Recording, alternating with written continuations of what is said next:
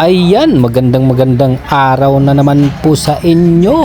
Abay, naisipan ko na naman magpasyal dito sa gym, kaya nga nandito na naman ako mga idol. At bago nga ako mag-start, abay syempre nag-stretching muna ako para naman mabuhay yung mga natutulog nating ugat mga idol.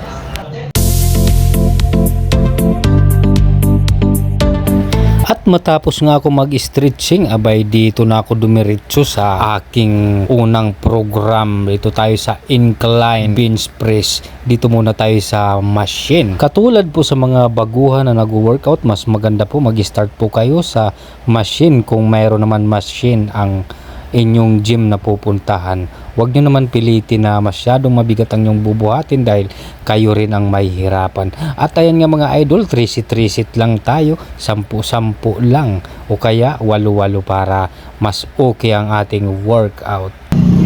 Hito nga sa pangalawang sit ko sa aking program sa chest at dito naman ako sa bench press. Dito pa rin tayo mga idol sa machine. Ayan. Ang kagandahan po kasi dito sa machine ay kahit bumagsak yung binubuhat mo kaya madulas ang paghawak ay hindi ka masasaktan at safe ka pa rin dito mga idol.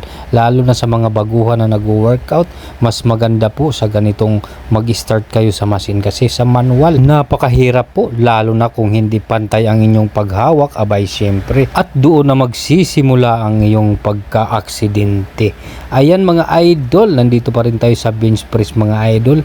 10 lang tayo, 3 sit lang palagi ang ginagawa ko. At kailangan wag mo rin masyadong pagurin ang iyong muscle, kailangan din nakakapag-relax siya mga idol. At ito naman mga idol ang aking pangatlong program sa aking chest. Dito pa rin tayo sa dumbbell. Sa bench press naman tayo mga idol. Dumbbell naman to. Abay ganun din ang ano natin. 10 lang. 3 sit lang tayo mga idol.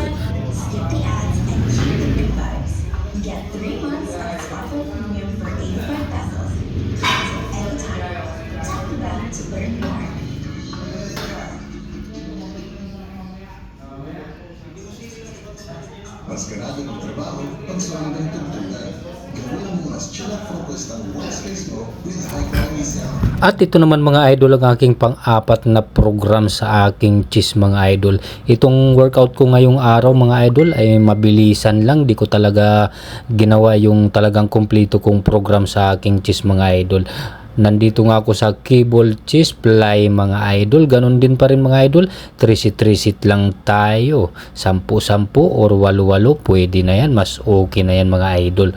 Huwag yung sobra-sobra at huwag masyadong papagurin ng sobra-sobrang katawan.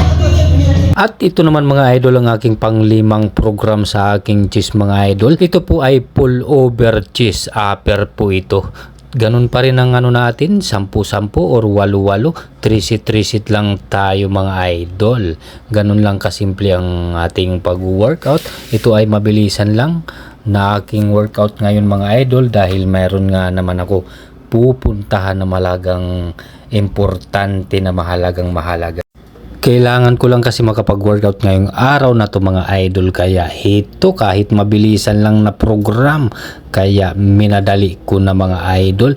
At ayan nga mga idol, dumating ang aking kasama na isa. Siyempre kailangan dito magbatian bago ka umalis at bago ka rin dumating.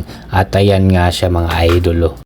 At ito naman mga idol ang aking pinaka-last na program sa aking chest. Upper crossover naman tayo mga idol. Ewan ko ba kung yan talagang tawag sa ganitong posisyon sa pag-workout mga idol dito sa chest. Pero ito na talagang pinaka-last ko pag ako'y naglalaro sa aking chest program. At ayan nga mga idol, hindi ko na pahahabain ang aking voice over dahil nakakangawit na sa bunganga mga idol. Ayaw ko na mag voice over. Maraming salamat mga idol. Bye-bye!